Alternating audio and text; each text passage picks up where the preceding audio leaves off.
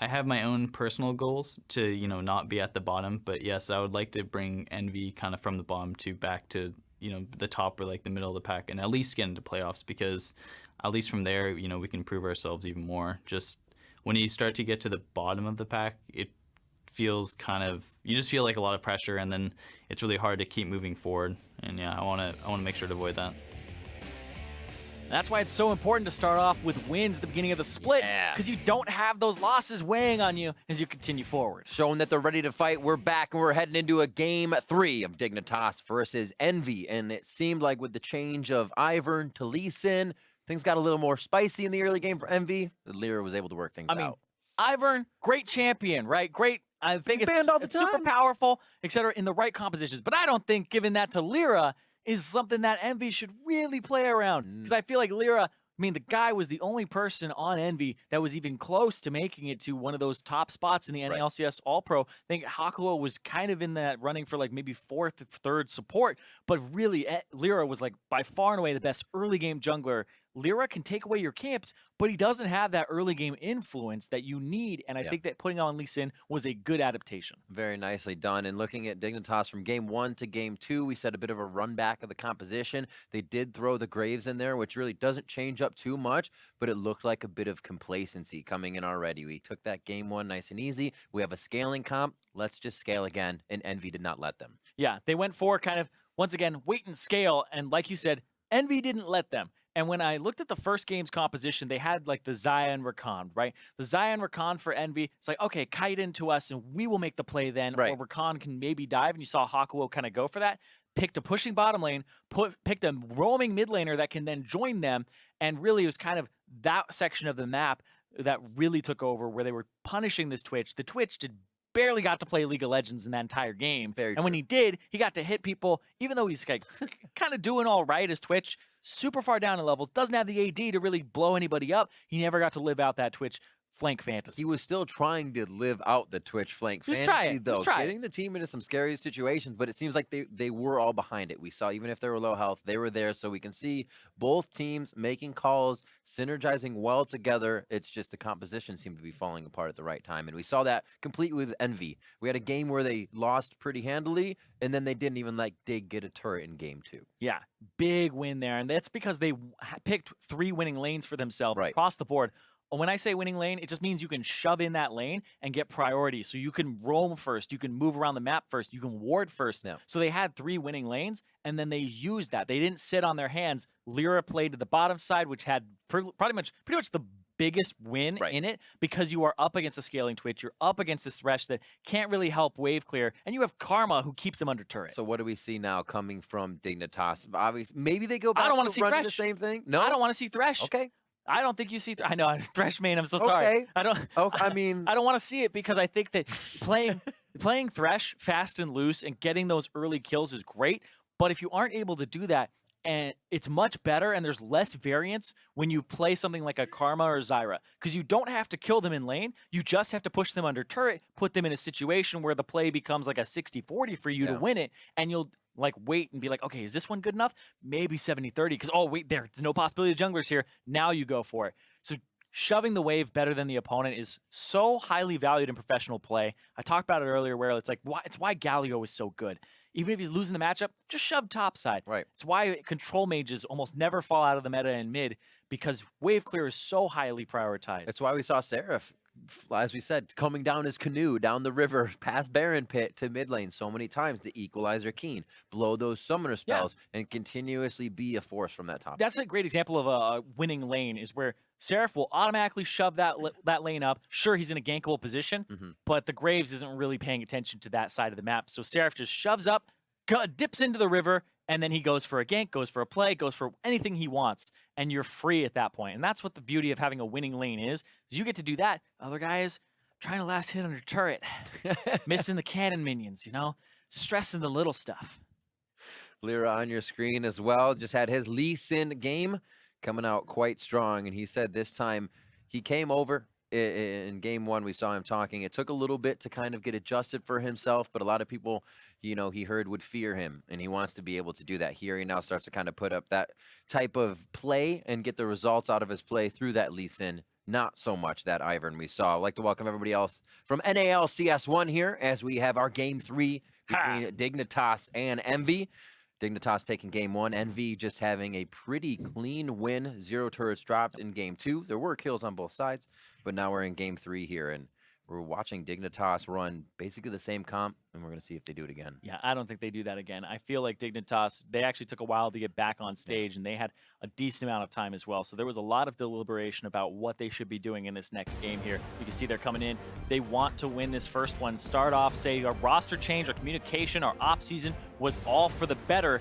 And Envy are saying, you know what, Pyrian and Niski, the 2 guys we picked up for mid lane, running Pyrian right now. That's true. They're saying, hey, our new coach on top, maybe that's the change that Envy needed to free up the map and help Lyra get some of these wins with the team. All right, Siren, let's see if we get your Thresh here in the ban phase. We do have a Kennen and a Caitlyn to start off. I don't think you see it banned. I just don't want to see it picked from Dignitas in the situation where Karma's up, Lulu's up, Zyra's up. Because Thresh auto loses those lanes unless you go for like the 20% chance that the guy is going to get hooked and be in a bad position. And I like the Dignitas, you know, if they're going to go for some of those bans like Zyra and Karma, then I'm like, okay, you can maybe go for the Thresh now. Elise banned out. You got to ban Zach as Envy if you are on that side. Just a little head tilter that you leave for last, but okay. I'm not worried, Riv. It's like a known, right? But yeah, I see what you're saying. Yeah. And not knowing what they would go into the first phase with right away. 3 seconds left here. It's going to be the Jace. They still feel like it was pretty big for that top lane. This is the second time they'll ban that for Game 2 and 3. The other thing, too, is like we don't know what happens in scrims. And there's always, you know, people play faster in scrims. They play looser in scrims. You go for all of these all-ins, and you kind of test yourself in the lane. So we definitely see more pressure on like a Jason scrims, etc. And I know a lot of teams bought into that where even like the Kennen doesn't seem a lot of success on stage right now, but in scrims, it's just like this thing is taking over the game. We saw Immortals using it yesterday. Take down C9 quite handily. So it does continue to find himself on the ban list. And a first pick Karma, we were thinking that would be a change. Feeling pretty good there, Zyrene. Yeah, I mean, it's just, I'm surprised that Thresh saw play when Karma and Zyra were up. Okay. Because of the fact that you just lose the lane, and having no priority bottom lane means you're seeding dragons early. You're probably going to lose your bottom turret at like 10 minutes because of all the auto attack damage it'll take. And you're playing from behind the whole time. So it's just not a good experience. That's why Caitlyn is so highly prioritized and banned out, is that pretty much will win a lot of the lanes by itself too. Aggression on aggression for the early start of the jungle. I like it. Chaser brings back the Rengar. Is it another Shen here, or are you picking the 80 carry, grabbing yourself something early to start fights off? Like that, I think that's a good pick here. Have that range superiority. So Dignitas is switching everything up. As we said, they did a run back, basically changing only the jungler from Game 1 to Game 2. Now they're going to switch everything up here. No more Twitch in that 80 carry position. We have initiations for sure now. A lot of the things for Dig were conditional last game, and now they have that for sure fire. Just got to hit it. So I guess there is still a bit of condition. Ooh, Shen locked away. In, yeah. Taken away and put on Seraph, who's known for split pushing. I wonder what his build path will be here if he goes for something like the Tiamat even first instead of some health items. But I like it. I was about to be like, you can't pick that and not ban Fiora. So the Fiora ban does come through. Kled is another champion that does pretty well into Shen. Does all right. Galio may see a ban on top of it. Now we're seeing those mid lane bans come towards Pyrian. No Talia for him. Circumvented a lot of the issues that they had, or Envy had with closing games out.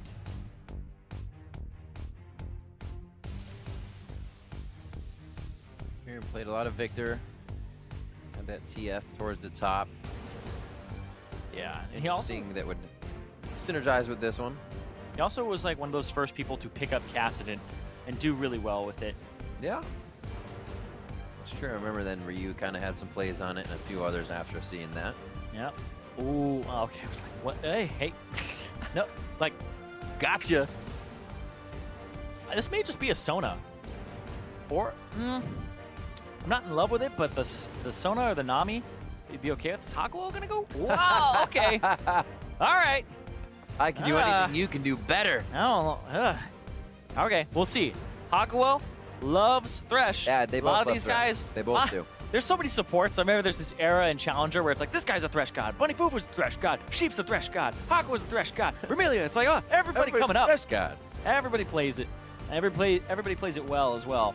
But we'll see if he's able to actually make some plays bottom, because this is a combo where you can go ahead and get the Thresh engage, and you can get the Varus ulti as well followed up. There's all these Thresh players, but they do not like to see a Tom Kench on the other side. I can vouch for that.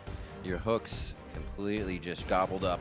They got jebaited. Yeah, basically. The Karma is really a mid Karma for Keen. Absolutely. He's going to take Teleport on that as well, and they're going to take the Rumble away and put it up against the Shen and keep Seraph underneath his turret here. So now the roam possibly here from Someday. We're going to wonder when he goes back and forth between those damage top laners that he can get into now. We'll see a little bit more of that here. And the final pick, what will be that mid lane? What is he going to take? Cassiopeia was towards the top of Pyrian's playlist when he was in the LCS a few splits ago, and it will be Cass again. Cassiopeia, very strong champion, especially when you can get it in the right situation, not into an Orianna, but into a Karma. So she'll be locked down, she'll be chased down a little bit. It's hard to get continuous Twin Fangs after some poison, mostly because of the fact that she'll just speed away. But Dignitas's composition, looking like a decent amount of protection. They do have some engage and an ability to kind of start a fight from far away. But Envy have some engage, protection, pick. I'm watching Lyra, seeing who he's setting up here. I like the Cass pick up for that Rengar.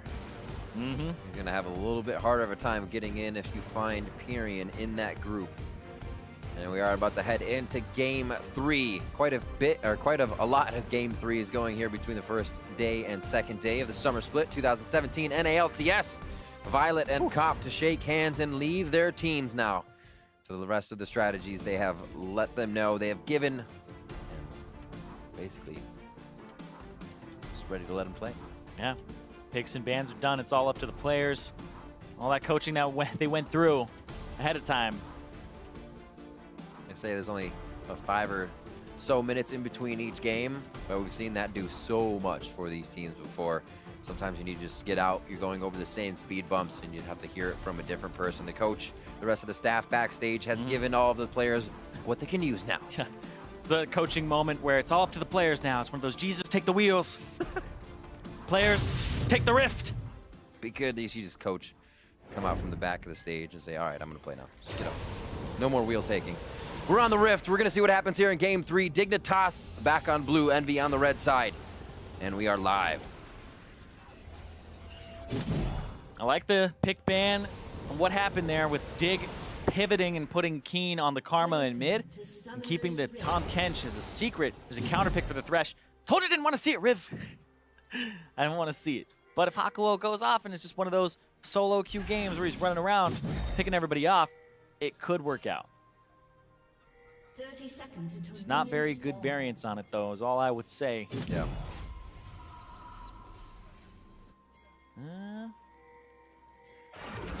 Keystones, everything looks as it should. Yeah, just Deathfire touches came out for Karma mid after a while.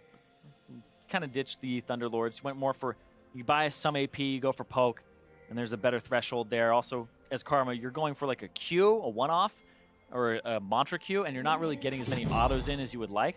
And the way you would get Thunderlords off is like a W or an auto and 2 parts of Q. Right. It's unreliable to get your Thunderlords off every few seconds. Kind of, yeah, you're forcing yourself into that third hit, making it a little harder to manage minions, manage the auto. Exactly, and getting an auto off in lane isn't really that great because you draw minion aggro. So they made the swap over to that after all things were considered.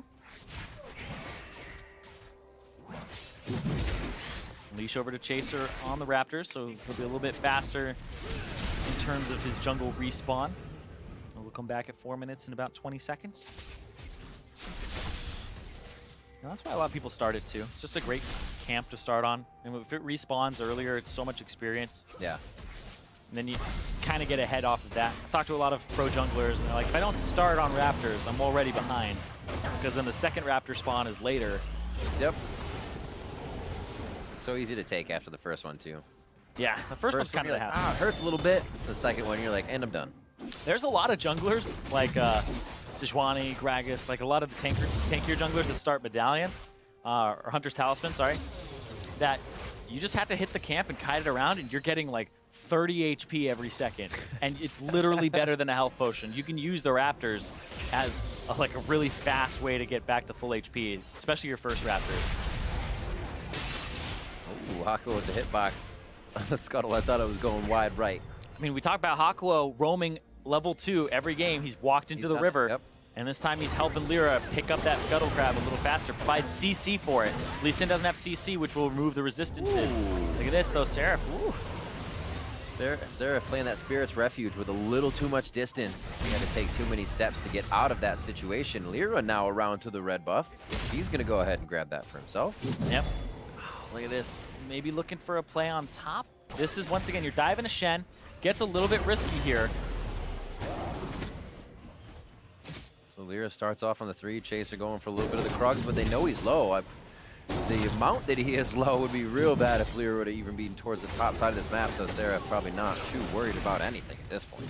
Yeah, I was actually watching Seraph. He didn't put a point into any ability until like just a second ago, and he had been 3 and he hits 4 right there.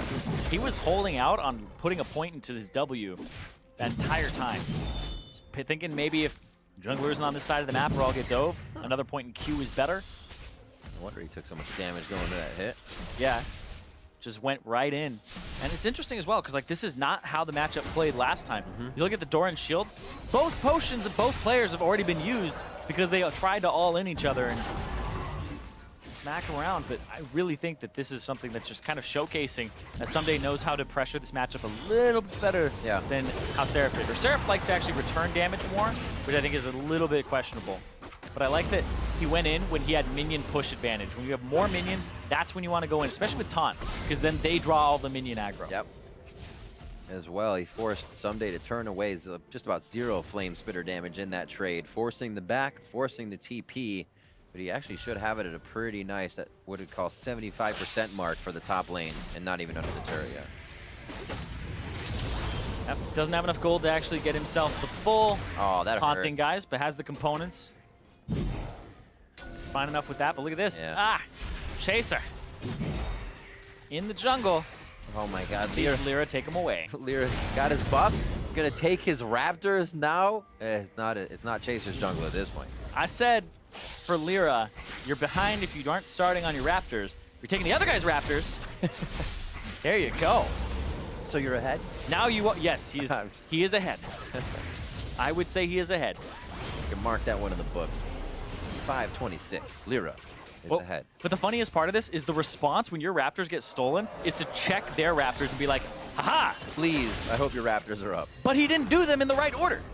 Lyra went from his red to his blue side jungle, cleared that, then he went back and cleared his Raptors. So those Raptors aren't going to be up for a little while longer. So Chaser gets nothing out of that, and that's why we see Lyra actually up a level, go looking for a gank down bottom.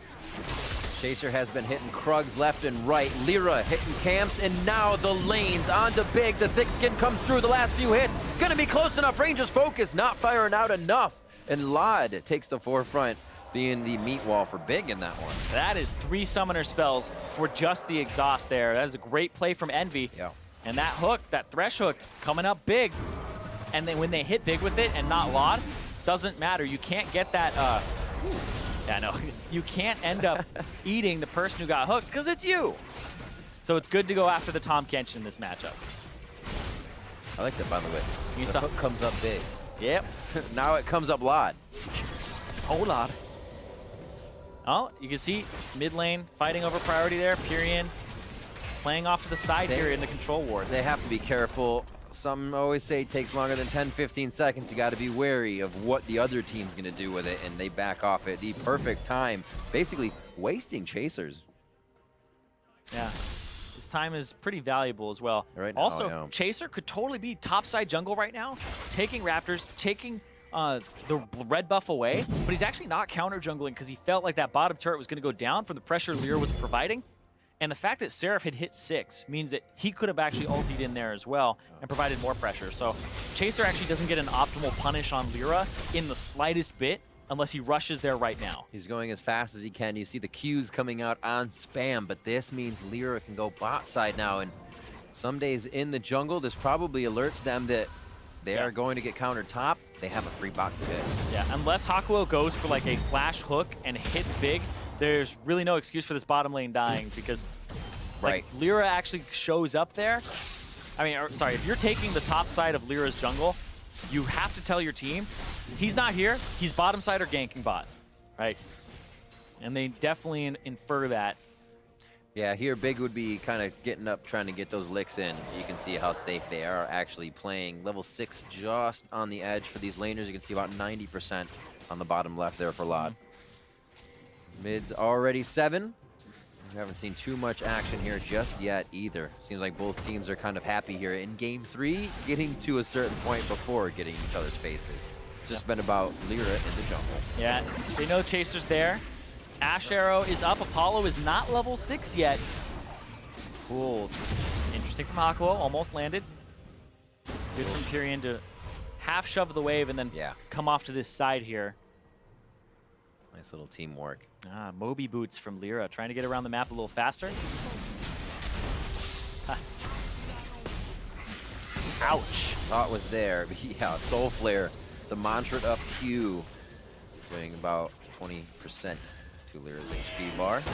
He heads back towards his top side, didn't actually lose too much in the entire situation. His red was gone, but he's got the Raptors. Yep. He's got those Krugs, so he doesn't fall too far behind. Yeah, he's still ahead in terms of experience and in terms of jungle to clear as well. Only thing that's an issue is his Raptors are now down, and the Raptors from Dignitas are close to respawning, I believe. So if he's in a position to actually pick those up soon, could be good.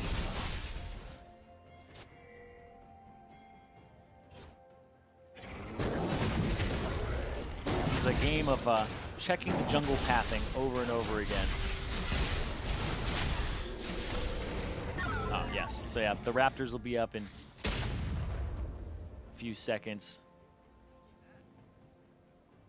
on the bottom side of the map. No dragon control just yet. The Scryer's Bloom over it as Hakuo goes for a bit of the roam. He sees that he's got an opening here with that Vision Ward. As this wave clears, it might be that hook that initiates it, but it seems like it's just going to be for that jungle pressure. See if they can possibly find Chaser here. They know that Hakuo is there. The pings are actually coming in right now. Have an idea that he's definitely not bottom. What makes you say that? He's definitely not bottom. He can't get a gank top. He must be in the river. And again, we mentioned it before, but it has been such a different lane between Seraph and Someday. Seeing this back and forth with Seraph on Rumble and Someday on Shen was so different. Yeah, the CS advantage, and you can see Seraph went for, instead of Adaptive Helm Ref, that Tiamat, so you can shove out. And that's just Seraph's style. I love when you see players and you're like, that's different than what's normal, and he just wants to be able to fight, and you can just clearly say, Lyra, sorry, not Lyra, Seraph just wants to be able to push. He doesn't like being under his turret. He likes applying pressure himself. He likes winning that lane back, and look at this. Chain of Corruption, Pyrian focus, a lot. Lopped up there, and it looks like they're going to be able to get this fight, and Big's forced to flash out, but he takes the exhaust. What an equalizer from the teleporting Sunday, and he's going to start cleaning up the fight. Hakuo going down to the Flame Splitter now, but he may live a double kill for Keen, and there should be the focus resolve and the Soul Flare to pick up another one, but Seraph does get out. They pick up that extra kill, though. 4 down on the side of Envy. I mean, that's first blood in a fight that ends 4-0 in favor of Dignitas. That teleport was great. The fight setup was something that you were like, okay, maybe they should have capitalized on Big's flash being down earlier, but they get the flash. It's a full-on brawl, a great team fight that you think might go the way of Envy with the team fighters that they have, but really that turnaround there when the TP came through. Nothing had happened before that. A lot of these guys have 100% KP. And look at, that's what we were looking for. The Rumble, push the wave, teleport first. Yep, Pyrian gets the ultimate there from Shen, but then comes in, throws down the equalizer. Purion's on top of it, Lyra's on top of it, and they are just wrecking and cleaning up. That is a disgusting teleport location for Someday to come from. Back when Someday was on KT, he had some of the best teleport flanks in the LCK, and it was a question of, okay, you look at the stats, KT actually placed most wards out of any team in the world at that point, back when they were in Worlds in 2015. Someday came over here, TP flanks were a little off. Was it the communication? Was it the fact they weren't placing as many wards? Seems like whatever the issue was, it's been remedied slightly, especially that play right there, where he just came in after pushing that top wave. And you, like we said, they get that bottom turret, you talk about it, you shove Rumble top, push him under the turret. That turret took a lot of damage just from the minions. Now they can swap it. We have Lot up there to push the wave in. He will get the assistance of Big in just a bit, and this should be taken out. Haku will shield himself up without the minions, though. Yep. Take a while, and they're going to be very, very scared to try and do that. So top will go down 2 turrets for Dig. Yep, and that's called a tempo advantage. They just make sure that, hey, you're going to take that bottom turret much slower than we're going to take this top one. Otherwise, it would have been Envy with a better push on the bottom side of the map. They'll get this Drake, but the top side now is a little bit in flux. They lose the top side jungle, the Rift Herald is still on the board, and there's a possibility they go for 2 turrets here, depending on what Dig really want. Well, Apollo's going to stay bot. As soon as they say see him, words, that might trigger them to go towards this top side. Someday should be able to somewhat 2v1 a situation in front of that turret with Flame Spitter. Rift Herald. But yeah, they back off before the objective to come through. With the Abyssal Voyage into the Rift Herald pit. They can start it up without losing any time. It's nice. Good rotation. Gonna be Hakuo just on the edge. He only is gonna grab vision from this. Ooh, he gets pinged out actually. Keen started to move up very fast. Hakuo stopped in his tracks. And Rift Herald will be picked up. He knows he has a second now, possibly on the escape. He's just trying to see what kind of angle he can grab for vision. Like his tenacity and trying to get in there and continuously see what he can do. Even though that's something in the game. She used a different word. Yeah. 2K gold lead, 2.7-ish, 8-ish here for Dignitas. They start to make sure their jungle is safe.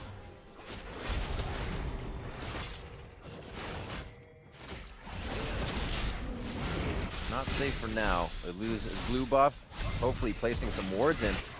Really far walkout here by Lot and Big for having Lyra in the jungle. But they do have Chaser behind them, so a little bit of safety there. Envy are going to have to look for, honestly, something in this mid part of the game, whether it's just knocking down turrets and rotating, but it's going to be dangerous. Dig are ahead, and they have pushing lanes. They also have the rotation power of the Abyssal Voyage that it's on Big to use it correctly. Arrow. Nice flash. Doesn't flash in a line. Give him points for that one, for sure. Happens too often. Up there's the Rift Herald being used. Where's it going to go? It goes to the closest lane. It's top lane. Doesn't even go through the tri-brush. It just... Is it going to actually just like... Okay. Wow. It's like on a track. I like that. I never realized Rift Herald has squishy foot sound in the river. Great coding team. What? Wait, Apollo's backing off of it because he has no vision on the top side. He's like, wait a second. Look at him just hiding in the bush up there. Like, he has no safety. So it looks like they are playing this one off the ball. They're going to try to do a 3-man Rift Herald mid with Rift Herald top. Yeah, what they're trying to do is pull somebody top. So Apollo shows himself, and now they get to siege mid because they know they have a numbers advantage, and the Varus couldn't be there in time. Ugh, the miasma keeping them just outside of turret range. So really, this falls flat in the play of going for Rift Herald at 15 minutes. Yeah. Not a good Rift Herald at all. Disapprove. Mark it again, 16-40. Disapprove Rift Herald. The team, however, that first fight gives them the advantage to make these little things happen. Hopefully for Dignitas, they don't continue to fall flat because Envy will scale up. They have this team. Cassiopeia is going to get quite big, and they'll be able to lock down these fights if they want. Yeah, Pyrion, man in the mid lane who you're looking for here, has a CS advantage, but he does have to scale. Needs time for his tier to come online and also that Rod of Ages. Seems to be the name of the game between these two teams. There's Dignitas trying to scale, then Envy takes their own situation to scale here in game 3. It's been swapping back and forth, like you said. Dignitas trying to scale a little bit game 2, game 1. This time, Envy game 3. And they put it on Pyrion as well. He did have actually a second pretty good game. First game, red side blind pick Syndra in that first phase. It was taken by Keen's Orianna, so that matchup, Pyrion has definitely been able to kind of right the ship and really get a lead here on Keen. It's been helping out because that was one of the big losing lanes for Envy. Yeah, it was a problem at first, but you know, sacrificed some CS early on to go roam in game 2. Game 3 so far up, like you said, but still the kills are going to be big for Keen. And Keen can't really get pushed out of lane. You kind of have to kill him in a fell swoop because of the fact that he has the teleport. But Pyrion just gets time to scale, time to just pick up the CS, and actually doing quite well in that department too. More than 10 per minute. Actually at 11 right now.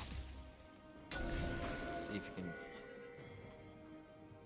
keep blue buffs on him as well. Will be imperative for Pyrion to be another one in this team fight that can basically fire out what would be 80 carry DPS with those fangs.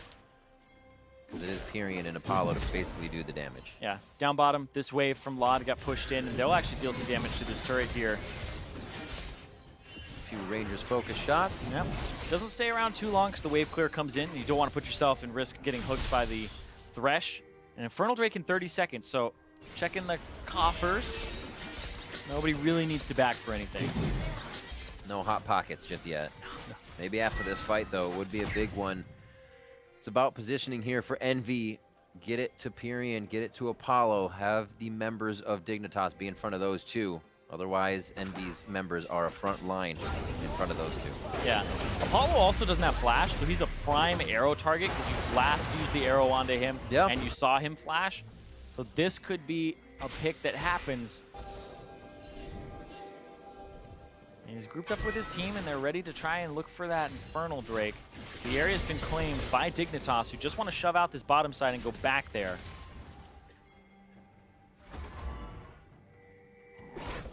Early scuttle control gives Dignitas the return. Ooh, Lyra takes it in, not seeing the team below on that scuttle shrine.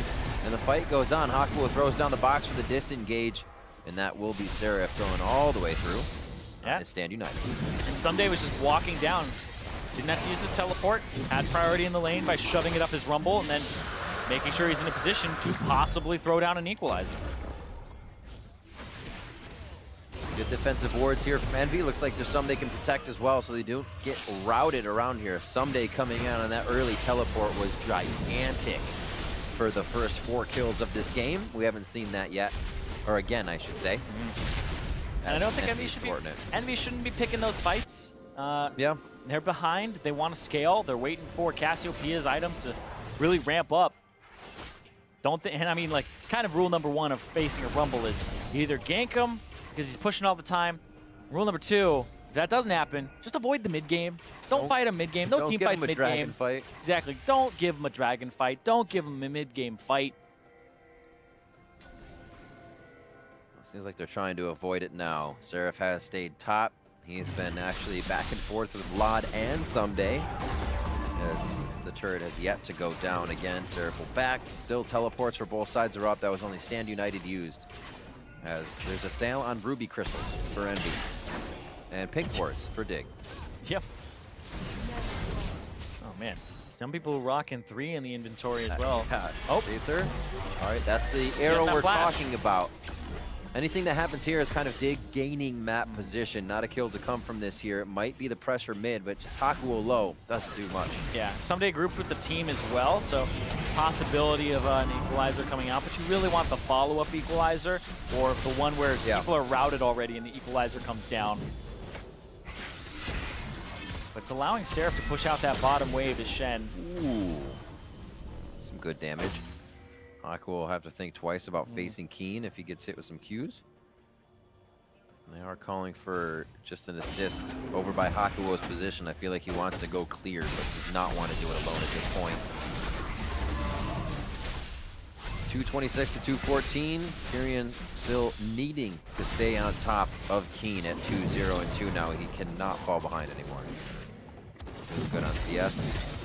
Stave off the kills. It should be good to go once these fights start to happen. If they can get the counter engaged, it's going to be a big thing for Envy.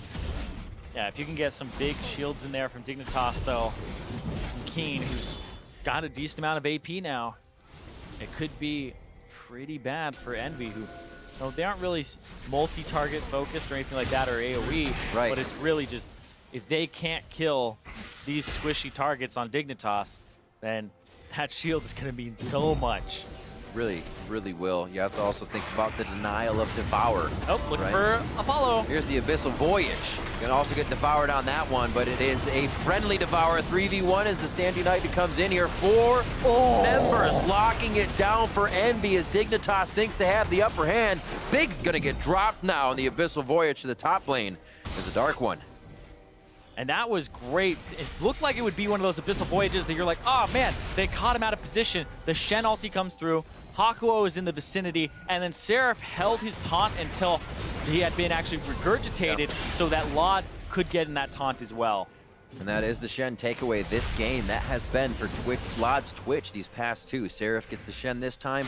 They're able to use it to save their AD carry and work around the map globally. Remember that teleport still up for Seraph. And you could tell the Dignitas were getting a little bit frustrated by not being able to make a play with the arrow or the Abyssal Voyage for a while. But But you can't disrespect the Shen and go for something like that.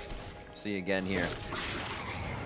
I don't know if he was expecting Chaser to jump in, but Apollo goes in, or sorry, Laud goes in, and he's just ready to jump on Apollo, but he gets rooted up. Chaser comes up too to try and help, but then he spits him out, and boom, double taunt as Lyra jumps in as well onto Laud. And they pick up Big to boot, and that's that bottom lane who tried to make a play, and we've talked about, you know, Dignitas, a lot of it is the top 3 members of the squad, the top 3 members of the map. Bottom lane, they have a lot of the engage in this match. It's up to them to really make the good one. Yeah, it was really clean engage too from Envy there. You have the one guy running out, but staying in, knowing the Shen ultimate's going to be good enough, and everybody just comes together. Yeah, a lot of purple in the inventory for Envy's. For Envy, the oh wow, two helms. Yeah, the adaptive helm for Lyra as well. Just realizing how much value that has against some days Rumble, who he's doing pretty much the best on the team. But also, it'll reduce the mantra Q if you get hit by the second part by a decent amount as well. Titanic Hydra on the horizon for Seraph. Be a little more formidable in those side lanes. Be a pest to someday. Big in the team clearing up around Baron. We've seen a lot of these attempts be much more concise from both of these teams. The vision has been cleared. They take it either during a sneak, which we've seen twice already somehow during this. They've been able to rout each other, or it's just a well thought out fight and they're keeping the jungler away. See if we can keep it here in this game, because historically, sometimes things get troublesome around the pit for both of these teams. Yeah, arrow landing on the Lyra. He'll get Lantern out, but Someday has been roaming up the whole time. Looking for the Rumble play after shoving out bottom. This may just be some damage on the mid turret. And think back, they've chipped this down many times before. Is it a final? I don't think so. That grounded effect is going to keep Laud from wanting to walk up. And the Mountain Drake in 18 seconds would be the prize for the chunk on the Lyra. A little respect towards what Seraph's doing in the bot lane. Oh yeah, also top side, Apollo's on top. Now you just kind of get control of the Scuttle Crab bottom side. And now Apollo has to shove top side, come down here. Be safe while he does it as well, unless they're going for a flank engage. It doesn't reach that turret either. That wave's going to be nice and big if Dignitas can hold these fights, get that to push back out, and make something happen when that wave gets to that second tier top turret for Envy. Yeah, it's now it's going to be Dragon. Really good point that it'll slow push back towards them. Just one of those things that's minutes in the making. Yep. What's that? What is that? The sixth player on the map? He'll be there soon. That's the lifeline starting to build up right now. Those big waves. And here's another one, right? Yep. It's just like, oh yeah, we're fighting around here, but no, we're going to sneak it. Where's the hawk shot? There's a assist ping. There was a blue trinket. There's the teleport, 4,500 HP. The arrow goes right through, and Envy is forced off of that Baron at this point in time. 27 minutes into the game. Didn't call too much on from Seraph. He still had the split push in the bottom lane along with Someday. Someday's teleport is down though. Exactly. Now there's potential for double globals from Seraph. Unanswerable push or unanswerable globals there. Someday will take the blue buff, but his push isn't really that strong because he's a rumble. So getting to the turret, you don't have to worry too much about it. So I think Envy, you go right back to the scene of the crime. Oh, yeah, okay. You can kill it too. You can kill the blue ward and blue trinket if you want. They really didn't want to do it, I guess. They'll give up the Mountain Drake, and that'll give a faster Baron take to Dignitas. You really want that Mountain Drake if you're Envy, though, because you have the Cassiopeia, and it just is begging for you to get that, to take down that Baron faster. Also, important to note, Someday taking away the blue buff means the Cassiopeia doesn't get the blue buff for the Baron, and it helps so much in that take. A 1-2 punch in Dragon and mid turret.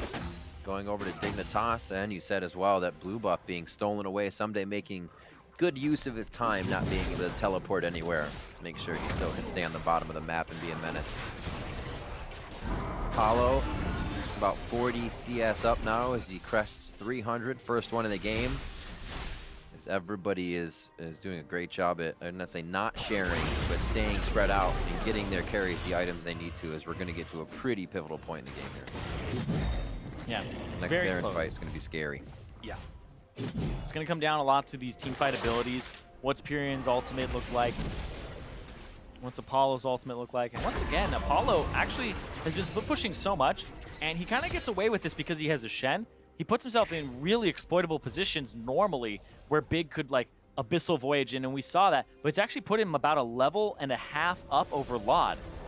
He was 2 levels up over Laud until Laud caught that wave there. So Apollo still in a really good position. And you think about it from this perspective as well, they're supposed to be down in this game. Envy are down 2,000 gold. Apollo's just been picking up that side farm, up 40 over his lane opponent.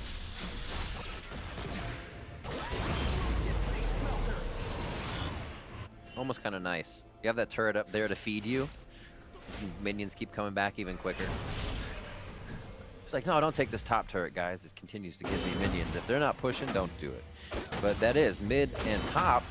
Gold that Envy can quickly pick up if something happens in their favor. We just saw Dignitas kind of snap a strategy real quick. And here, the Baron once again on the plate.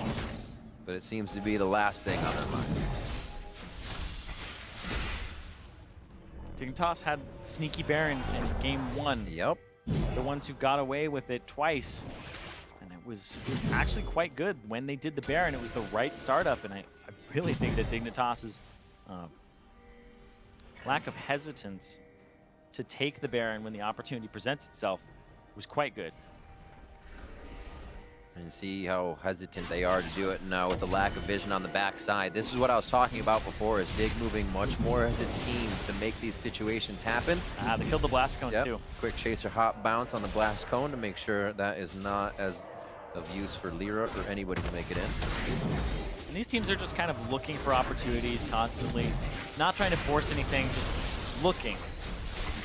You see one, you go, oh, no, it's passed. Yep. No, it's passed. You just got to stay away from the, oh, down with that one. Yep. And then everybody's like, oh, wait, was it? It's passed. It wasn't that one either. Yep. Hopefully everybody stays on the same page. That can be a very strenuous thing to go back and forth on, especially when Seraph starts to create side pressure on that wave. Ping's going towards the top side that Apollo needs to re-clear. And we're going to get a bit of a spread thin here for Dignitas. This is when the right choice is imperative. Ooh, it looks like Lyra is able to draw out arrow as well. Yeah, that was the arrow from Laud, and that's the pick tool that you're looking out for is Envy. It's a good dodge there from Lyra. Good Lancer from Aqua and the setup to try and get that control ward, but it just regens right up. There's that control ward though from Envy in the back of the pit. That'll actually give them vision because control wards don't disable control wards. Yep. That's nice of them. We both have control of this area. But how much do they want to share, Zyrene? Because I feel like it's very little. I feel like that is a only be one small winner. amount. No sharing here.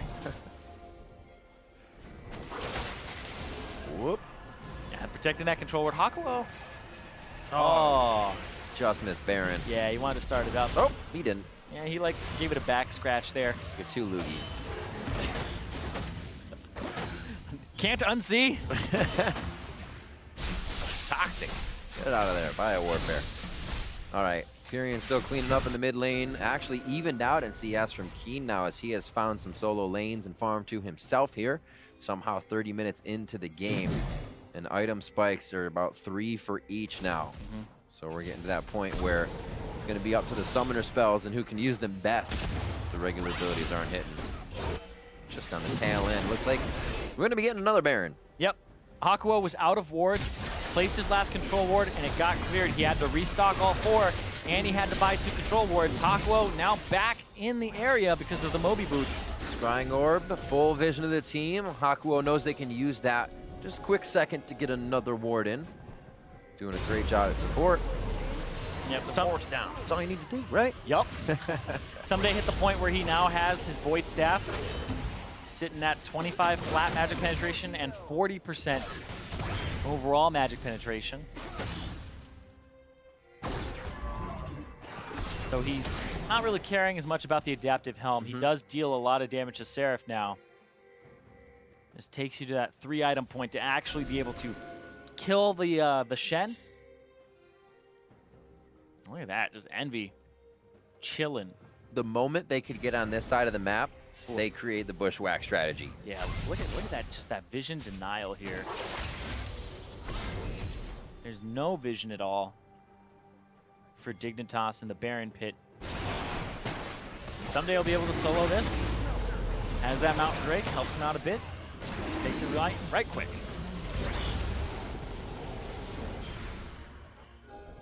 So now they have basically the entry for Dignitas. If Dignitas is in the pit, they don't see too much, but that entry of Vlad on the back line, what the AD carry is doing and where Keen may be positioned is now knowledge for Envy. Things become a little bit easier at the Baron pit, but Dignitas have put down their own security. I was like, you know what's going to happen? They're going to start a fight right now. They're trying to outnumber Apollo. He can't reach the Lantern. Oh, can he get it to walk off the Lantern? Can he flash back onto it? It's going to be the Stand United from Seraph, but they already take down Apollo and Hakuo. Seraph now in a 5v1 situation.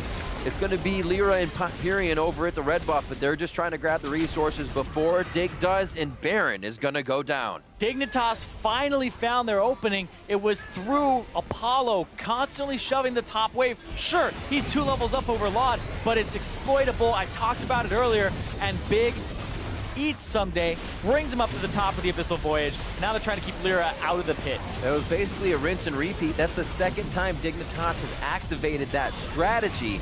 This time they had a little bit more vision when they did it. They come out on top, Lyra rather, can't even get himself into a good spot to try and smite. Locked into the fight, Flash is down, and so is he for 45 seconds. And Big has been coming up big. See it again right here. This is exactly what you should do when that AD carry split pushing. But watch this, the arrow hits. Now Hakuo is also dead to rights. You can't take that Lantern or else you're just taking it into the enemy team with Chaser there as well. Definitely caught out of position there, and a great punish. Sure, the Shen is on the other side of the map, but you just got your Rumble, a great way to enter the fight with the use of the Abyssal Voyage. All of these wards being placed but unprotected. Splitting 80 carries, but Laud saw that one coming with all of the wards that they had. And now, Dignitas get to go for a little bit more of that grouping and fighting and looking for the equalizers here. I expect them to group as 5 and try to make plays with this Baron buff. Someday. Looking for a fight with the rest of the team with teleport down. They start to head down mid lane, pushing that wave in to focus bot. And Seraph has no global for 10 more seconds here. Don't think that anything will start right Chaser then. getting just that. He's going to turn back on the fight. Sunday's next to him, gets that empowered Bola down, and they get Lyra down. He just came back up from the 45 seconds. Now it's another 50. And you're sitting there like, can he get to the Lantern? Can he touch the Lantern? No bueno, can't do it. And now they just push down the bottom side.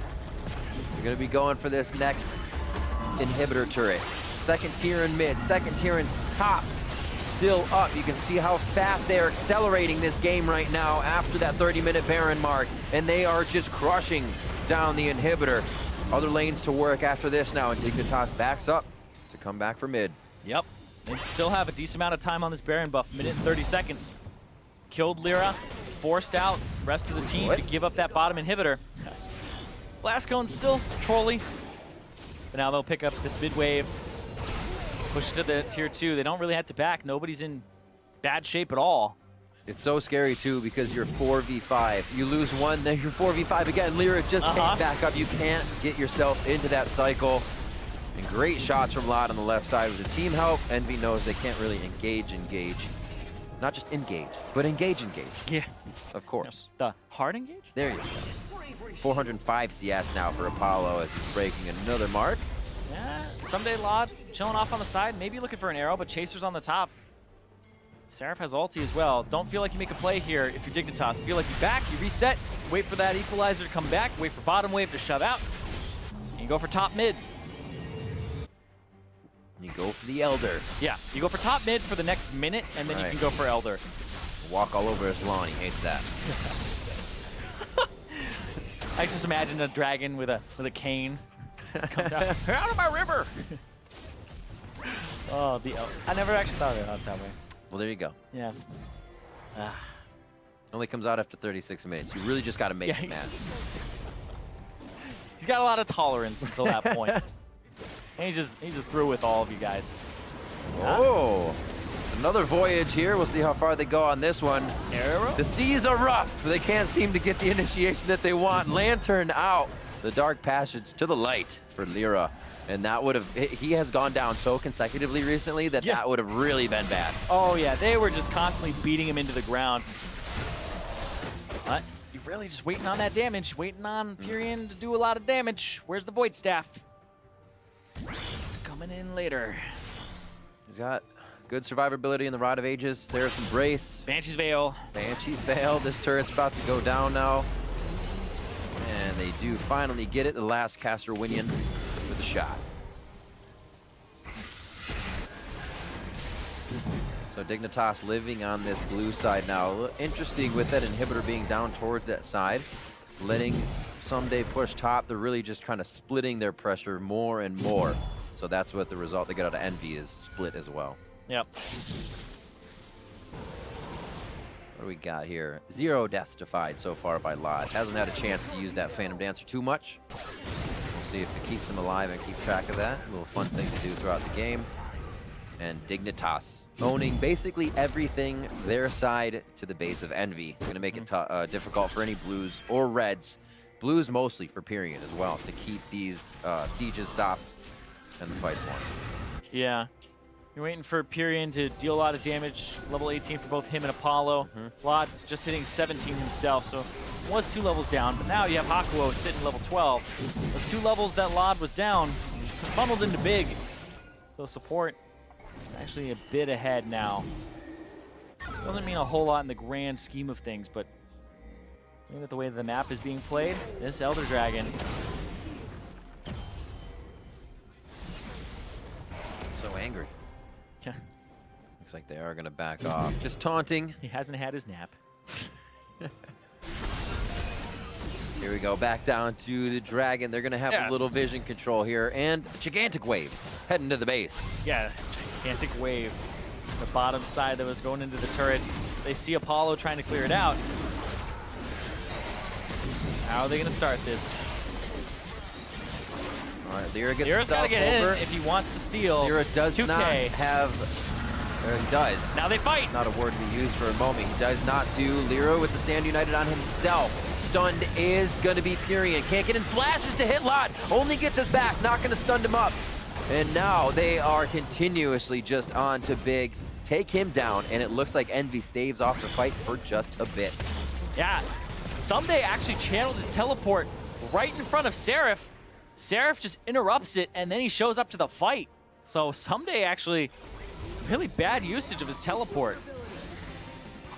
Do get Elder. Hopefully be able to push a little bit more into this. A good arrow from Lot actually staved off a lot of damage from Pyrian in that fight. The summoners are down, however. Coming into the next fight that happens like that, it's going to be very scary for the AD carries. Yep. It's going to Exactly, be... Apollo catches up. So. Yeah, you do have to, you know, think about big on the Tom Kench saving him, though. So he can use his own flash to reposition the Ashe. One of the things you have to consider when you pick that Thresh, that mid lane Karma flex, catching him off guard a bit. Finishing touches here. Dignitas now really having to fight for this position at Baron. Whoa! Almost taking down Lyra immediately. And you can see Envy in those movements a little lax with what can be happening on the map. They don't own any path. Yeah, they don't have vision. They don't own any path. And this is just becoming really brutal. It's a almost a 10,000 gold advantage. Elder Dragon's on for a few more seconds here. It's over halfway done. So Envy have to push out mid, not die, and then push out bottom, not die, and don't let Baron go over. But they're going to try to get him. Oh my god, Keen is gone! Keen got absolutely deleted. 60 seconds on the clock. Bot lane getting a big push. No, the teleport in. Baron is going to be stopped here by Envy. Dignitas is trying to route themselves out of the fight as now Envy coming up the river, and they are going to position for Baron. They got the teleport out of Seraph. Keen has teleport, so you kind of have to do something in the next 40 seconds if you are going to do it. Yeah. But I don't know if Envy can. Lyra is low, and that's super risky, but they might blow this up. They might try to go right in there someday. They have anything to say about it. It spots them. They're just stalling. 25 seconds on Keen, who has TP. And Keen was caught out by Apollo, flashing and using his ultimate. So they know the AD carry, low mobility right now. Now they got to reset, but that gives Dignitas a chance to go to the Baron.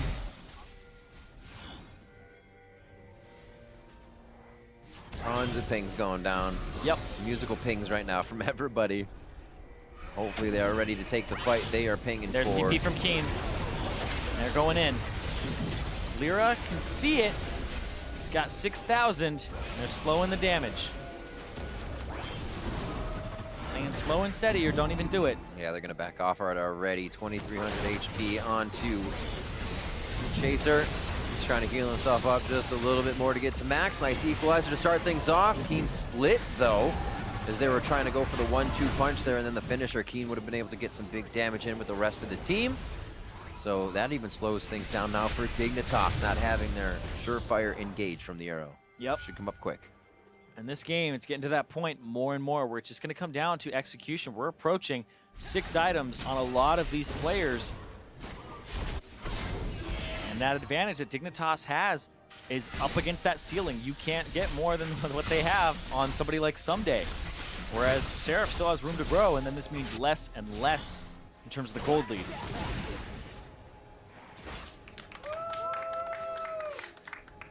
We're at that point again. We are. It has reached the Ward Wars. What will happen, Zyrene? Ward War 3? Ward. Wow. Looks like Baron's going to be part of this one.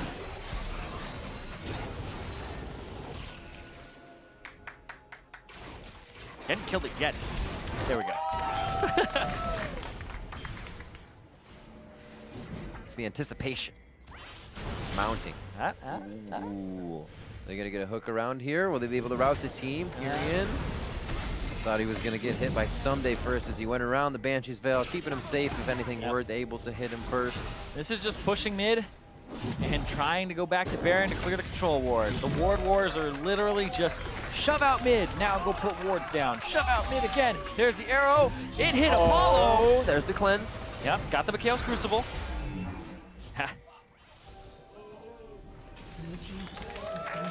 Hey. Progress.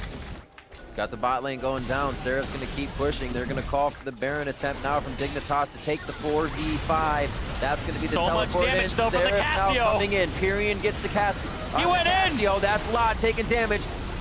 Cleanse for him. Apollo taking more. Someday coming in. That's going to be the Zanyas. Hakuo focus as well as Apollo. Seraph on the front line. That is going to be Someday going down. Seraph now able to Rangers focus. One more shot. Keen picks up the kill. They're going to start wiping down Envy here. And Keen has enough mana to keep doing work. Look at those he's health got to bars. be careful. Everybody's so low on Envy as they exit that fight. Someday's equalizer and Q was good, but it wasn't good enough. Pyrian with the flash forward and the ultimate to try and turn things around. He does so much damage now. We were waiting for the Void Staff to come in. It's online. The Cassiopeia is going to start turning this game around. These games have been all about scaling. Dignitas's comps, they built. Now Envy builds a scaling comp for themselves. About to be contested at Baron. 700 HP. Lyra picks it up. Envy with back to the walls. Finally could have lane control in this game, but still cannot make a mistake. I was saying it right before. It means less and less with this gold lead. It's all about how you play it. Big got caught, grounded, can't get out, picked up. Pyrian does so much damage now, and then the ultimate separating Laud and Keen to the left side, and then on the right side, Someday goes in, Chaser goes in, and they go down as well, and it only costs them Seraph on the back of this. See how fast Envy moves with this now. There's no time to rest. I mean, they have a split-pushing Shen with Baron buff now, so they are in a fantastic spot. And look at this. This damage, it's mostly Someday, but then Keen on this Karma is just not able to do a whole lot except support his carries in these fights. It's one of the drawbacks of the mid lane Karma is the cooldown on her Q is so long, and you have to get those rotations. You have to make every skill shot count in it.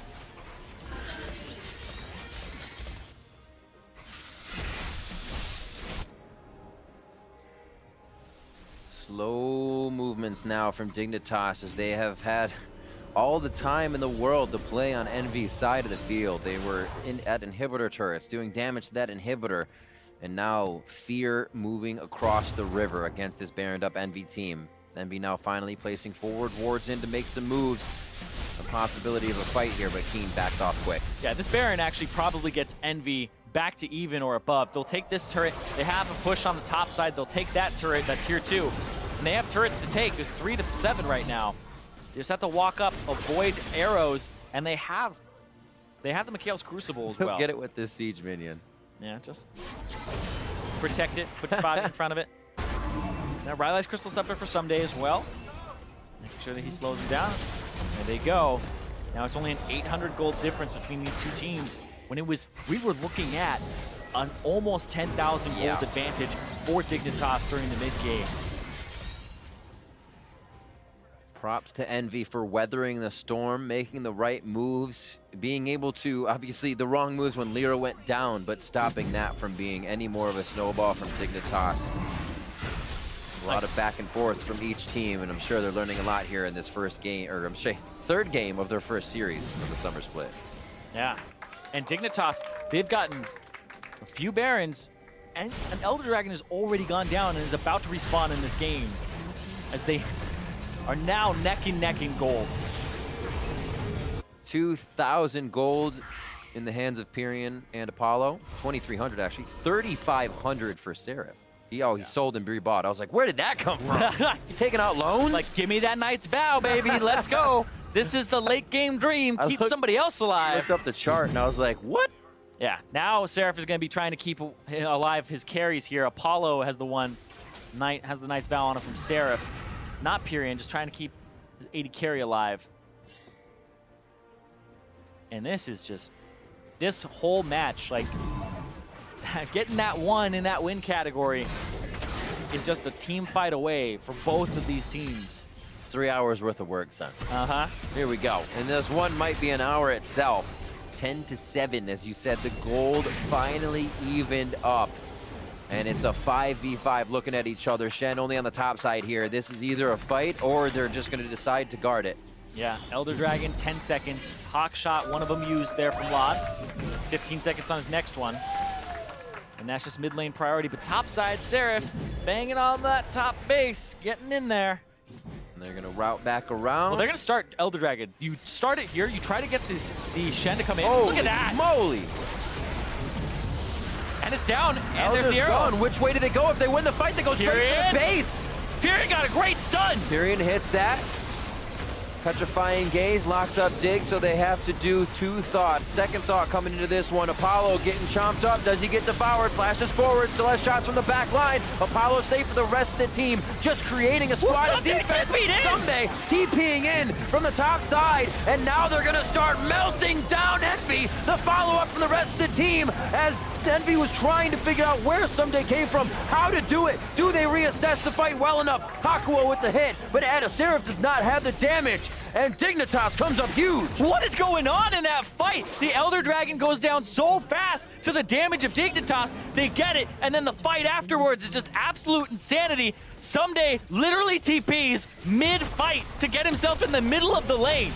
They're going to be on the Nexus turrets. Dignitas with the lead, but letting Envy back into this game. Very scary towards the end. The final shots on the Nexus. 2-1. Dignitas take down Envy. Dignitas, they improve on where they were in terms of communication. The game was hectic. It almost got completely away from them, but they're able to take down Envy, a team that was looking like they could be giant killers. But the 10th place team starts off with a loss at the beginning of summer. As I said, both teams tested basically to the max here as we almost reach an hour long in our third game. A 1-to-1 back and forth in 2 extremely different games. Flopsided. Flopsided, if you will. Flopsided. One for Dignitas, one way in the favor of Envy, and then an all-out slugfest in Game 3. Yeah, crazy Game 3, 52 minutes long. It came down to those decisions that you make in those tiny seconds. Someday, actually getting a TP flank mid-fight to the middle of the lane was crazy to reposition him to try and get a better part of that fight, better entrance to the back line. Whereas you're looking at things like the arrow landing as the dragon's going down, the call to even get that dragon. Dignitas definitely seemed more comfortable around baiting objectives than last split. So there's definitely been an increase in whatever they're doing to set those things up. It really is. We saw much more teamwork in setting those things up. I think is one of the big things that comes to mind for me is that we saw a lot of them moving with Big now. He's making those calls. Those Barons aren't happening unless they have 360 vision on that Baron now. And if they don't, it's very slow for them to move in. And they actually work themselves around the Baron pit. So they actually just push the other team off and then they face each other side by side. Exactly. It's all about that mid priority, pushing that out, making sure that you can get to Baron first. If you don't have vision of Baron, then you push out mid and then you come in, because if they are actually just baiting it, you can keep pushing down mid, maybe go for more turrets, etc. But the Hawk Shot helped out a whole bunch from the Ashe there from Laud to make sure that every time you lost mid priority, you can push it up and throw a Hawk Shot there. You didn't have the same luxury as Envy. So what happened was they tried to push that back, and then Dignitas was like, psych, we are actually doing the Elder Dragon faster than you'd be able to push out mid and check it. And they were just taking it so quickly. I like the arrow as well to prevent any type of steal coming through. So overall, just Dignitas in those final few moments were really quite good. Absolutely. And I was pretty surprised as well with Cop as the coach. We know this guy to be very versatile in Champion Select. We saw 2 almost the same compositions from game 1 and 2, but then obviously Cop knows, changed it up. They got that Thresh out of there and actually went over to the other side. They were able to utilize the Karma very well for Big instead. We were looking at the previous compositions being like, okay, the Rengar can jump in and like make plays with the Shen, but okay, how do we force a lead? How do we force an advantage to go further if we don't have the Rengar, if we have Graves instead? And they were like, okay, well, let's take mid-game fighters of Rumble, and then let's take an Abyssal Voyage, an Arrow. Let's just throw things that can start fights if they had an advantage. They got an advantage, but then they ended up having to bait a lot of objectives instead of going for those picks because they weren't really working out, and the Shen was countering a whole bunch. At least they have that spot where they can go back, start from, kind of look from there. For more on that series, let's send it down to Captain Flowers, who's standing by for an interview with Team Dignitas' newest member. Thank you very much, gentlemen. I am here with the newest player on the Dignitas squad, Big. Now, the first thing I got to ask you, how did you guys feel at the end of that third game? Because things were looking a little bit shaky as Envy was scaling up, and then you win the fight, you go for the win. Walk me through what was going through your minds during that. Well, what was going through my mind personally was like, I hope I don't die again. And I hope I actually like save Ben and save anyone really. And, you know, just tanking all I can. a support player through and through, not concerned about himself, but about his teammates' well-being. And speaking of the team, the newest guy on the squad, you're the one joining this roster with the rest of them returning. How has that adaptation process been for you? What's it been like getting used to working with this team and playing with these guys? Well, at first it was really intimidating because, there's 3 Koreans on the team. And usually, from what I hear, Koreans are buddy-buddy with each other. But I think I integrated really well because they were just really nice to me. And the whole team is, like, really, I would say, family-like. So it's just really, really nice and easy. That sounds like a fantastic team environment, quite honestly. Who would not want to be in an environment that's so welcoming and supportive like that? Now, coming off to a 1-0 start after your first series has got to feel great. What are the plans for Dignitas to stay on track this split and make sure that you guys finish strong and keep this momentum going after this nice sprint out of the starting line? Well, I think we just need to stick to our plans because game 2, we had a plan going through, and then we just threw it off the table and picked ban. So it's pretty much like we almost threw the series off that. All right, sticking with the plan, obviously very important. One last question, a more specific question. You guys up against FlyQuest in your second series of the week tomorrow. Any specific thoughts, specific plans, without giving away any secrets, of course, going into that one, or any preparations that you guys are going through? What do you think about that match? I think it's going to be pretty challenging, but I think all our players are better than their players in their respective roles. It's just if we could come down to being a team or not. All right, there you have it. Should be a good matchup tomorrow for Dignitas versus FlyQuest. Once again, congratulations to you, Big, and the entire Dignitas squad for finding the win today. And now we're going to throw things over to the analyst desk. Take it away, boys.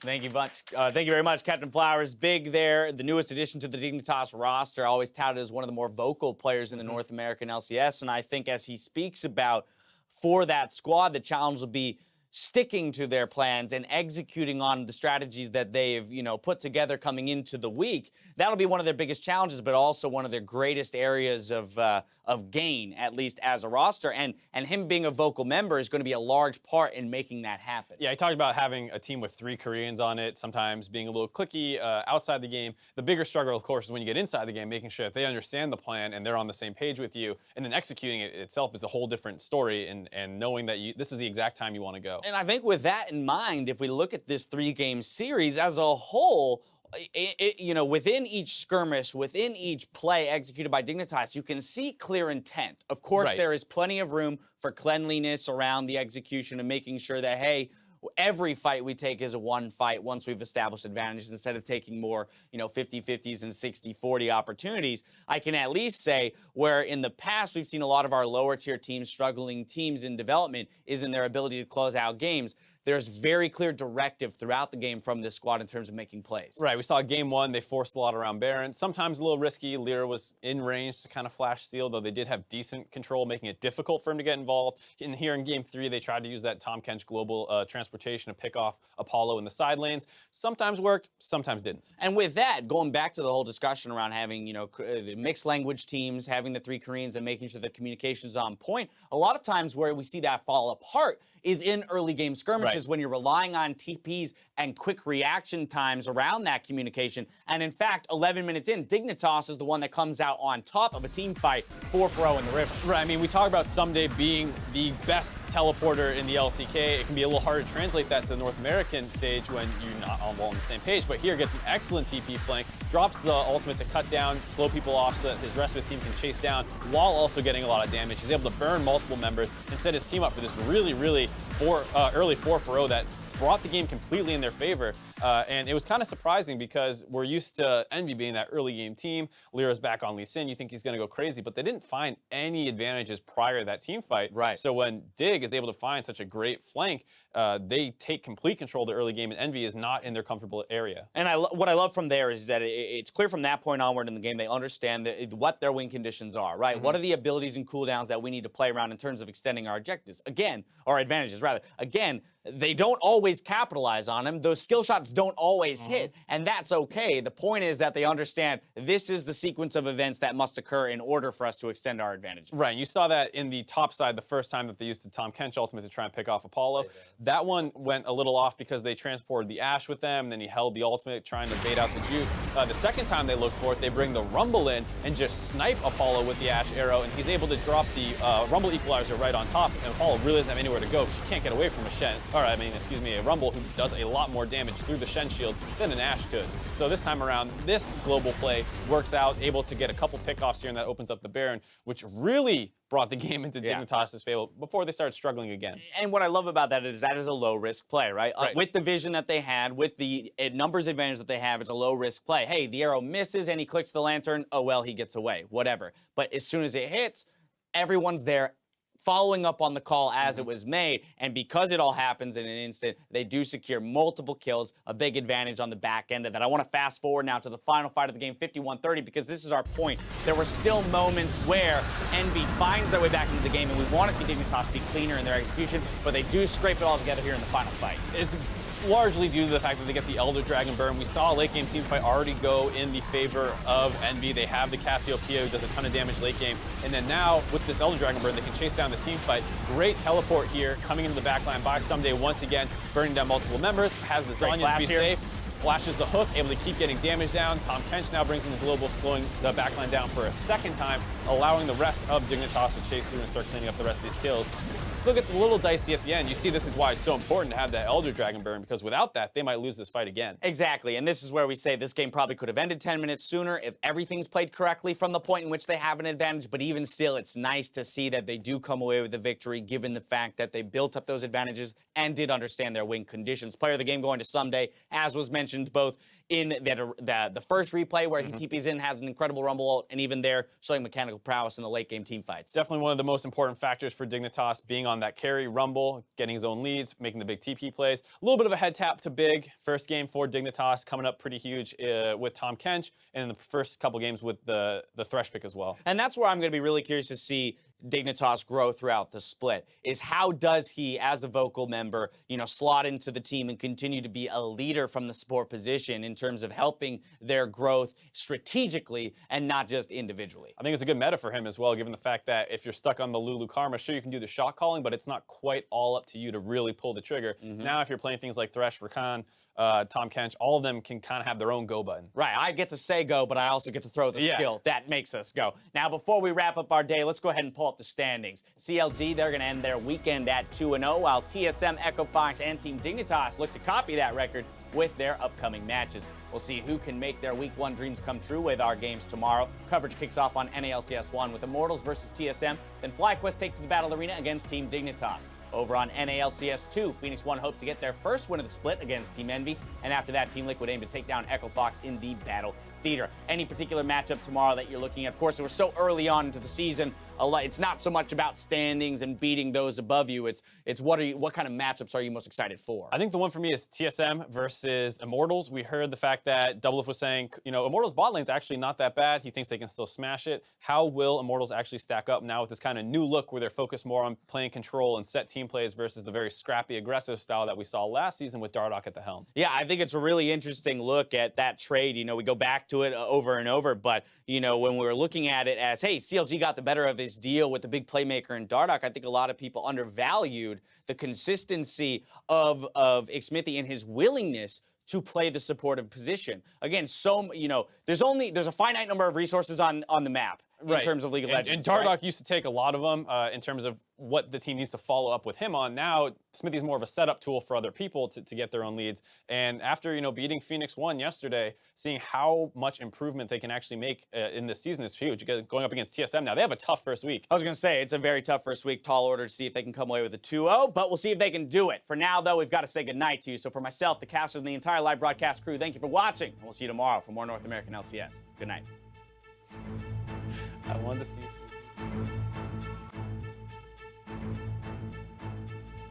We begin our day with a battle between Canalogic Gaming and Team Liquid. One more in, flashes over, but a great bot ultimate might save Darshan, and it will. He actually parried the bar. Oh, Just gonna get a kill. Gets the stun. portal through the wall and takes down Lolo. I got both the flash. Oh, fucking nuts. Hell yeah, Zach, let's go. Oh, we gotta jump, Look. Oh, Nice. Good job, Grayson, good job. Back. I'm waving down. Trapping. Back. At least no flash, no flash. Yeah. We can go. Oh, keep going. Yeah, we can end. Don't press. You can Actually, we can end. Yeah, end. Next is down to 1/4 HP. Looper jumping right back in the fight. Fire needs some time, and FlyQuest holds. Rocket will go for the end of the game. Echo Fox trying to end. The Nexus has regenerated. They're going for that backline blitz, and Echo Fox find the win. Look at that. Shockwave on Pyrian and Seraph coming in. Will Envy be able to retaliate? Apollo's on the outside firing in, but he is just chipping away at the brick wall. Big's forced to flash out, but he's taking it inside. What an equalizer from the teleporting Sunday. And he's going to start cleaning up the fight. Let's take a moment to unveil the newest banner to the Battle Arena and recognize our Spring Split champions. Ladies and gentlemen, TSM! Now he doesn't have flash to get out of this. Goes pop, level 4 for the move into this one contract on a 300 HP. The flash follow from Bjergsen, first blood. Carefully. He's looking. Look at Lee. Kai. Okay, kill the run.